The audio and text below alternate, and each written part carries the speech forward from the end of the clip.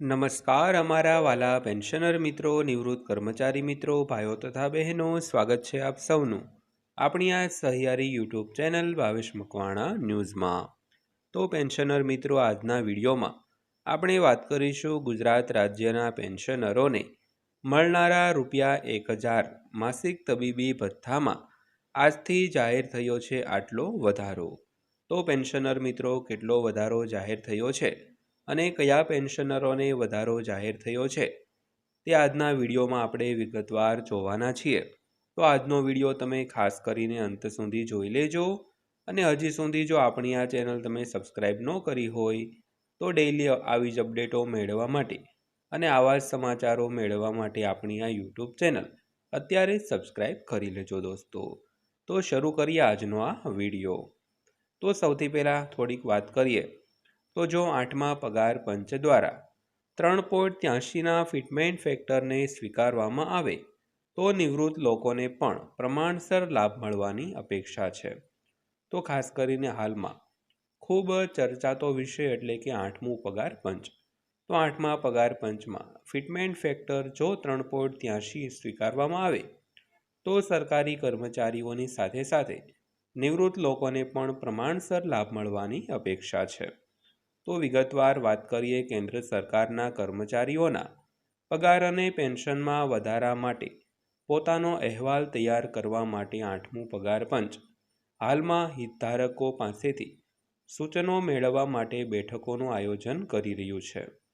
તો જો staff યુનિયનોની fitment ratio 3.83 ગણો મંજૂર કરવામાં આવે તો લઘુત્તમ વેતન ₹18,000થી વધીને ₹69,000 થઈ શકે છે। તો ખાસ કરીને કેન્દ્ર સરકારના જે કર્મચારીઓ અને પેન્શનરો છે તેમના માટે પગાર અને પેન્શનમાં વધારા કરવા માટેનો અહેવાલ તૈયાર કરવા માટે 8મું પગાર પંચ એટલે કે 8મા પગાર પંચના જે સભ્યો અને અધ્યક્ષ છે તે અન્ય હિતધારકો અને પેન્શનરોના સંગઠનો સાથે વાતચીત કરીને સૂચનો મેળવી રહ્યા છે અને બેઠકોનું પણ આયોજન કરી રહ્યા છે।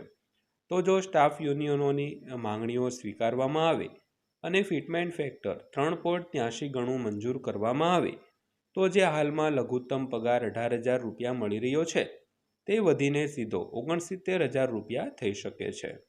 તો તેની સાથે હાલમાં જે ₹9,000નું લઘુત્તમ પેન્શન જે મળી રહ્યું છે તે વધીને 30,000 સમથિંગ થઈ શકે છે।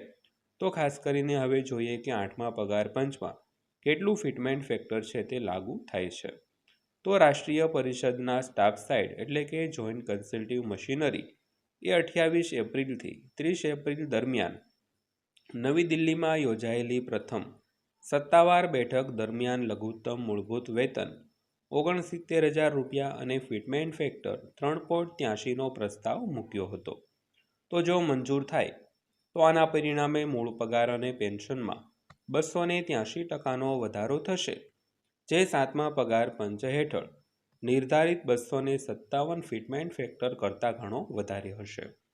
તો સૌથી પહેલાં જે 28થી 30 એપ્રિલના રોજ જે નવી દિલ્હી ખાતે પ્રથમ સત્તાવાર બેઠક મળી તેમાં NCJCM એટલે કે કર્મચારી અને પેન્શનરોનું જે આગેવાની કરતું એક યુનિયન છે તેમણે ₹69,000 જે મૂળ વેતન છે લઘુત્તમ વેતન તે કરવા માટે અને 3.83નો જે ફિટમેન્ટ ફેક્ટર છે તે લાગુ કરવા માટે પ્રસ્તાવ મૂક્યો હતો। તો જો આ પ્રસ્તાવ મંજૂર થાય તો આના પરિણામે કુલ મૂળભૂત પગાર અને પેન્શનમાં 283%નો વધારો જોવા મળી શકે છે। તો જે 7મા પગાર પંચ હેઠળ નિર્ધારિત 257 ફિટમેન્ટ ફેક્ટર કરતાં ઘણું વધારે છે। તો 7મું પગાર પંચ જ્યારે લાગુ થયું ત્યારે 2.57નું ફિટમેન્ટ ફેક્ટર નક્કી કર્યું હતું। તો જો 2.83 ફિટમેન્ટ ફેક્ટર નક્કી થાય તો તે 2.57 કરતાં પણ ઘણું વધારે હશે। તો કેન્દ્ર સરકારના કર્મચારીઓ અને પેન્શનરો માટે પગાર માળખાને અપડેટ કરવા માટે ભારત સરકારે 3 નવેમ્બર 2025ના રોજ ગેઝેટ નોટિફિકેશન દ્વારા ઔપચારિક રીતે 8મા પગાર પંચની સ્થાપના કરી હતી, જેનો અમલ 1 જાન્યુઆરી 2026ના રોજ કરવામાં આવ્યો। તો ન્યાયાધીશ રંજના પ્રકાશ દેસાઈની અધ્યક્ષતામાં આ કમિશન પાસે તેમનો અહેવાલ તૈયાર કરવા માટે 18 મહિનાનો સમય છે અને અંતિમ અમલીકરણ 2027માં થવાની ધારણા છે. તો ખાસ કરીને ગયા વર્ષે એટલે કે 3/11/2025ના રોજ એક ગેઝેટ નોટિફિકેશન બહાર પાડવામાં આવ્યું અને તેના લીધે 8મા પગાર પંચની ઔપચારિક સ્થાપના થઈ. તેનો અમલ 1 જાન્યુઆરી 2024ના રોજથી કરવામાં આવશે અને ન્યાયાધીશ રંજના પ્રકાશ દેસાઈની અધ્યક્ષતામાં આ કમિશન પાસે તેમનો અહેવાલ તૈયાર કરવા માટે 18 મહિનાનો સમય છે અને અંતિમ અમલીકરણની જે તારીખ છે તે 2027માં થવાની ધારણા છે દોસ્તો. તો વધુમાં વાત કરીએ તો વધતી જતી ફુગાવાને ટાંકીને કર્મચારી યુનિયનો દલીલ કરે છે કે વર્તમાન પગાર માળખું હવે વાસ્તવિક ખર્ચ સાથે સુસંગત નથી. તો ખાસ કરીને શહેરી ભારતમાં અને આ માંગ વળતરના મૂળભૂત પુનઃનિર્માણ માટેના મોટા આંદોલનનો એક ભાગ છે. તો તેમણે સૂચવેલા ફિટમેન્ટ ફેક્ટર તરીકે 3.83 માંગ્યું છે તે મજબૂત મૂળભૂત લઘુત્તમ વેતન 18,000 રૂપિયાથી વધારીને 69,000 રૂપિયા કરી દેશે. તો ખાસ કરીને જે હાલમાં મોંઘવારીનો દર સતત વધી રહ્યો છે, તો ભારતમાં ખાસ કરીને મોંઘવારી ખૂબ વધી રહી છે. તો આ મોંઘવારીનું જે પુનઃનિર્માણ કરવા માટે ખાસ કરીને યુનિયનો દ્વારા જે 3.83નું ફિટમેન્ટ ફેક્ટરની માંગણી કરવામાં આવી છે તેને લીધે મૂળભૂત પગારમાં સારો એવો વધારો થઈ શકે છે. તો આ ગુણાકાર એકમ અમલીકરણની તમામ પગાર શ્રેણીઓમાં વેતન સ્તરમાં નોંધપાત્ર વધારો કરશે અને વર્તમાન વ્યવસ્થાથી નોંધપાત્ર રીતે અલગ થશે. તો મહત્વપૂર્ણ વાત એ છે કે નિવૃત્ત લોકોને પણ પ્રમાણસર લાભ મળશે, કારણ કે પેન્શન પણ સમાન ફિટમેન્ટ પરિબળને આધારે સુધારવામાં આવે છે. તો જો 3.83ના ફિટમેન્ટ ફેક્ટરને સ્વીકારવામાં આવે તો પગાર કેવી રીતે વધશે તે અહીં આપણે વાત કરીએ. તો પ્રથમ તબક્કે વાત કરીએ તો લેવલ 1ના કર્મચારીઓ અને પેન્શનરો જેનો પગાર 18,000થી 69,000 રૂપિયા થશે. તેવી જ રીતે લેવલ 2ના 19,900થી 76,217 રૂપિયા પગાર થશે. તેવી જ રીતે લેવલ 3માં 21,700થી લઈને 83,111 રૂપિયા પગાર થઈ જશે. ત્યારબાદ લેવલ 4ની વાત કરીએ તો 25,500થી રૂપિયા 97,665 રૂપિયા પગાર થઈ શકે છે. તેવી જ રીતે લેવલ 5ની વાત કરીએ તો 29,200 રૂપિયાથી 1,11,836 રૂપિયા પગાર થઈ શકે છે. તો ત્યારબાદ ઉચ્ચ સ્તરના પેન્શનરો અને કર્મચારીઓની વાત કરીએ તો સ્તર 6 માટે જે 35,400 રૂપિયા હાલમાં પગાર છે તે વધીને 1,35,582 થઈ શકે છે.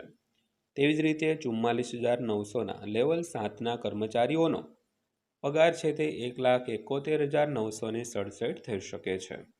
તેવી જ રીતે લેવલ 8માં 47,600થી 1,82,308 રૂપિયા પગાર થઈ શકે છે. તેવી જ રીતે લેવલ 9 માટે 53,100થી વધીને 2,03,373 રૂપિયા પગાર થઈ શકે છે. તો નાણાકીય મર્યાદાઓનો હિસાબ કર્યા પછી અંતિમ ભલામણો ઓછી હોઈ શકે છે. તો નોંધપાત્ર રીતે 50 લાખથી વધુ કેન્દ્ર સરકારના કર્મચારીઓ અને 69 લાખથી વધુ નિવૃત્ત કર્મચારીઓને આનો લાભ છે તે મળવાપાત્ર થતો હોય છે. તો ખાસ કરીને આજના વિડીયોમાં આપણે આ પ્રકારની ચર્ચા કરવાની હતી. વિડીયો પસંદ આવ્યો હોય, માહિતી સારી લાગી હોય તો વિડીયોને એક લાઇક કરજો અને આવી જ માહિતીઓ મેળવવા માટે આપણી આ ચેનલ સબસ્ક્રાઈબ કરી લેજો. તો ફરીવાર પાછા મળીશું એક નવા વિડીયો સાથે, નવી માહિતી સાથે. ત્યાં સુધી સૌને જય હિન્દ, વંદે માતરમ.